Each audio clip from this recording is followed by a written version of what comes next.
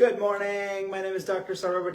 I am back with Hilary, and we are going to go about our new ongoing series about Thrive Over 45 Live. So today we have a very, very important topic about sleep, and I'm going to ask Hilary to kick us off. Yes, good morning. So a lot of us have trouble sleeping, and it doesn't just affect just our kind of physical, but it can also affect us mentally too. And so we're going to go a little bit deeper into the importance of sleep and how it can benefit us, especially when we are doing physical therapy, when we're trying to improve our physical performance. So sleep is good for everything. I mean, we need sleep in order for our tissues to repair, our muscles to repair, all that natural wear and tear during the day, more so if you're doing something that is more physically demanding in your day, but also it helps with our focus too. Sleep is very important, especially when we get that deep sleep, which is typically when we're dreaming. And we go through several different cycles through the night, and so sometimes depending on how much sleep you get, you can get maybe, one big cycle, two big cycles. Sometimes when we wake up a little bit earlier, then our bodies are kind of like in that deep sleep stage. It can kind of make us more tired during the day. So knowing how much sleep you're getting at night is important. So when we're also in that deep sleep, our bodies make this hormone called human growth hormone, which helps to repair everything, tissue repair.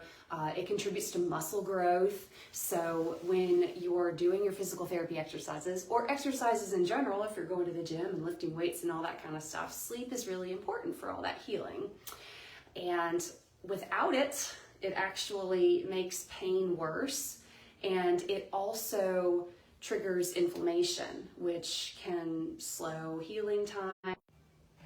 And then, organize set of thoughts and activities and ideas, and you can use them as you need because now everything is organized, it's all stacked to different compartments of your brain. I like that. So, yeah. And also cleaning the cobwebs while you're in the process. That's true, that's right. So the next thing we're going to talk about is the position of sleep, and we have people who discuss about their discomfort, as in back pain, neck pain, shoulder pain during sleep. So two of the best positions that we recommend, one is lying on the side, and be it right or left, depending on their preferences. People have preferences, typically couples preferences. But then there is this on your back position, which also is very good for just supporting the back and having the relaxed position. So we're going to go over demonstrating the two different positions. So Hilary, if you don't mind helping with the positions, let's start with on the side. So the props that we have here are a pillow that is about, for the sideline, about the thickness of the shoulder.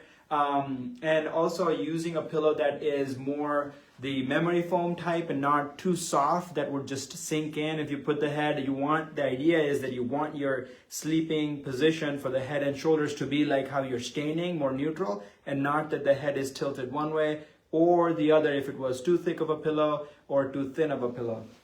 The other prop is the rolled towel that really helps your, the crevice of the neck here, that sort of filling in the gap and supporting the neck during the position. So again, just for demonstration purposes, I'm just gonna go on the side, and another pillow would be in between the knees, 1 to 2 pillows, depending on your comfort. Another, as I said, the pillow under side of the head, and then a rolled towel under the neck. So that's the first position on your side. The second position is on your back, and the comfort there is that you would want to have a couple pillows under the knees, like that, and then a pillow in the back of the head. You don't want the pillow to be too thick where the head is too far up, which will cause a lot of straining on your neck and upper back. But then also you don't want it to be too flat because then it starts to compress your breathing pathway, and snoring and all of those can be an issue.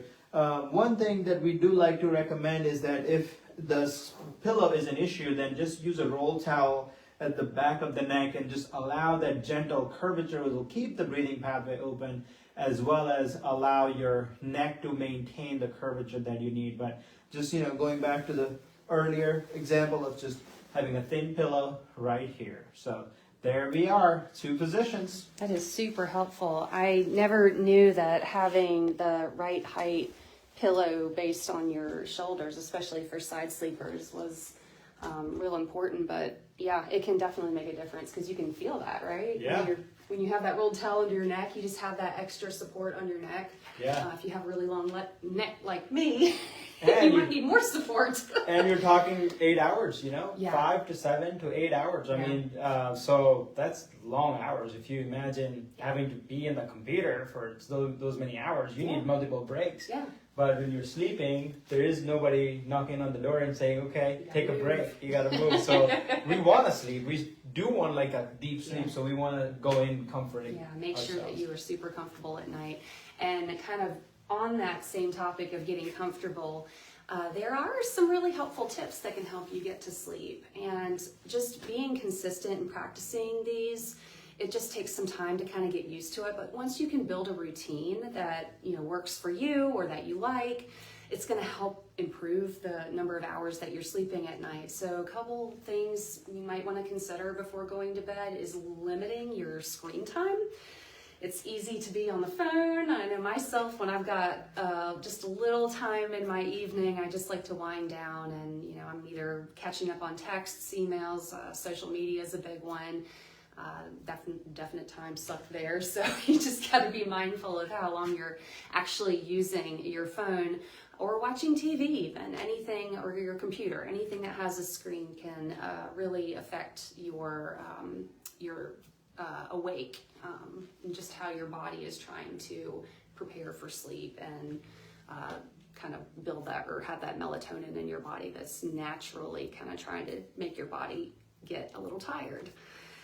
Another tip is to have a cool environment, have a dark environment. I kind of think about sleeping in a cave. I like these blackout curtains that I put on my windows because even, in the early morning hours, or depending on what time you go to bed, sometimes it might be light right now when you're going to bed.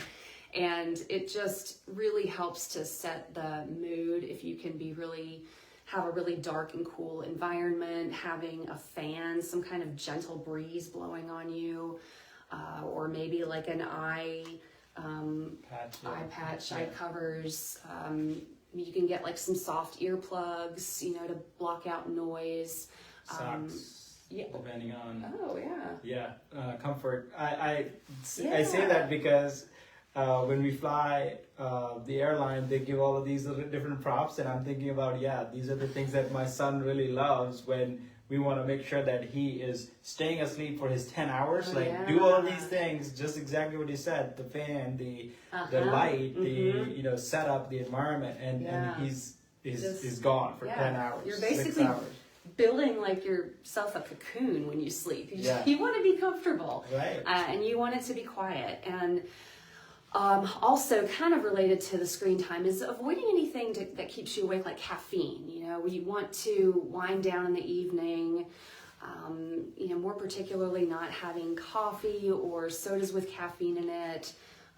Late in the afternoon, you want to kind of ease off of that so that you can get into that cycle that of getting used to routine sleep time. And just making sure that you are sticking to this routine. It's hard. Anything's hard when you first start, but building this routine, if you go to bed by a certain time every night, get up at the same time every morning, even on the weekends, it's going to make a big difference in how you feel, both mentally and physically.